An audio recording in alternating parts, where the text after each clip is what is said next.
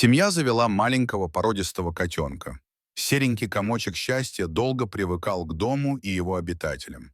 Никто его не обижал, кормили его хорошо и ласково гладили. Котенок начал оттаивать и даже подружился с другими, более взрослыми котами. Счастливый зверек очень полюбил своих хозяев, но дальше произошло немыслимое. Ничего не предвещало беды. В этот день к ним пришла женщина с маленьким ребенком в коляске. Он ничего не говорил, только громко плакал, котенок не мог понять, что это. Когда ребенка оставили недалеко от себя и заговорились, котенок залез в коляску посмотреть, что же там такое и почему на него обращают столько внимания. Котенок смотрел на ребенка и решил понюхать, познакомиться с ним, но ребенок закричал, испугавшись неизвестного существа. Котенок тут же вылетел из коляски. На крики ребенка прибежали женщины. Зверек смотрел из-за угла, все еще ничего не понимая. Мама ребенка начала кричать на него, потом подключилась и хозяйка. Так на него еще не кричали, он же ничего не сделал, за что с ним так? Котенка прогнали в холодный погреб, заперли, и до утра он просидел там. Мать ребенка посоветовала отдать кота, так как у них тоже будет ребенок, а животные только переносят грязь, и неизвестно, что им придет в голову. Хозяйка задумалась и, послушав подругу, тут же позвонила знакомым, чтобы забрали кота.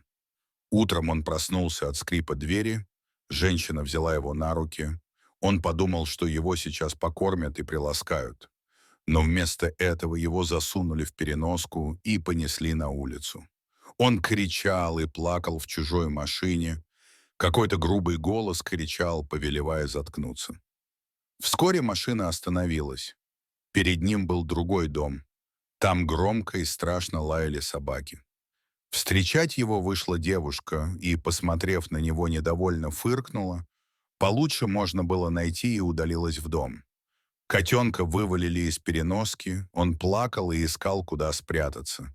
Мужчина, который его привез, взял животное за шкирку, брезгливо посмотрел на мордочку и все-таки занес в дом. Котенок опасливо прятался по дому, что не понравилось новым хозяевам. Им хотелось посмотреть, как он играет. Иначе зачем он им? Уже ближе к ночи хозяин пошел на улицу отпускать с цепи собак, чтобы те гуляли вокруг дома.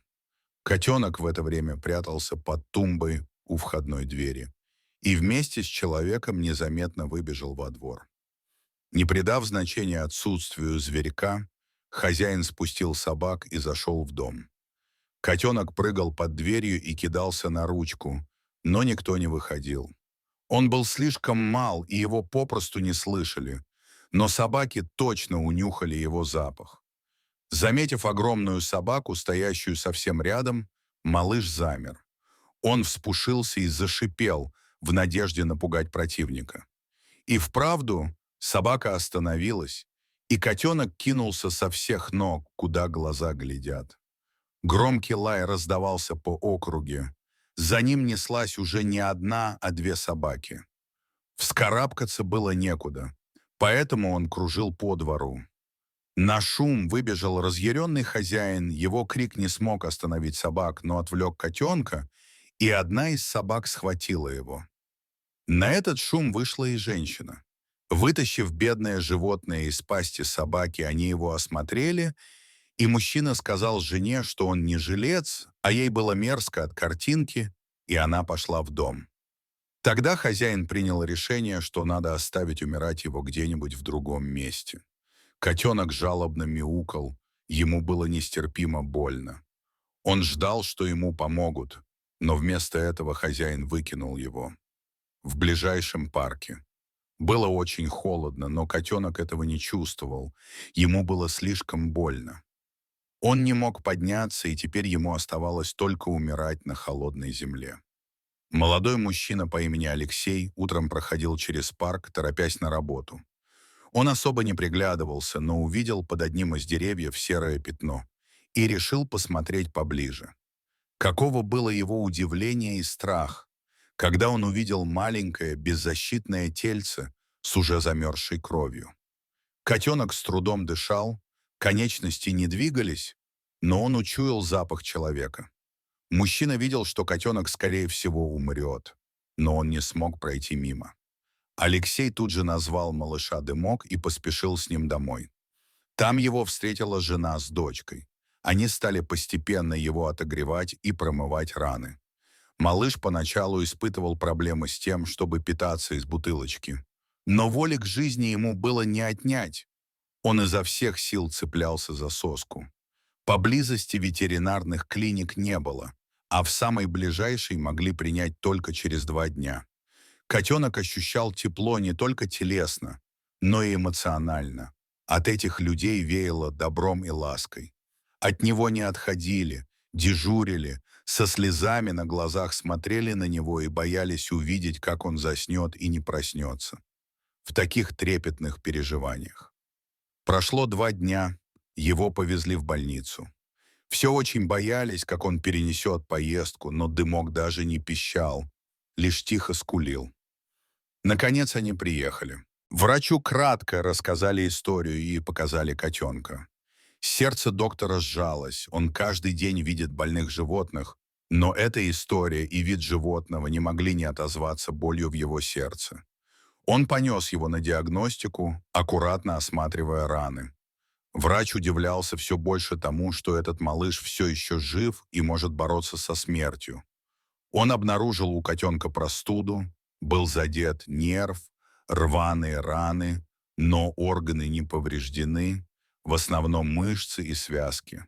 Его нужно было собирать заново, это дорогостоящее и негарантированное лечение. Хозяева это понимали и решили приложить все усилия для спасения их Дымочка.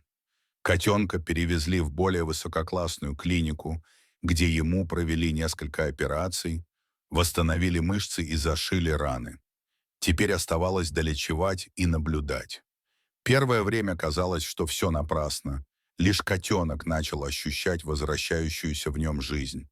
Вскоре он смог всех порадовать, начал охотнее кушать. Глазки заблестели, и раны заметно затягивались. Дымок был счастлив и теперь боялся только одного.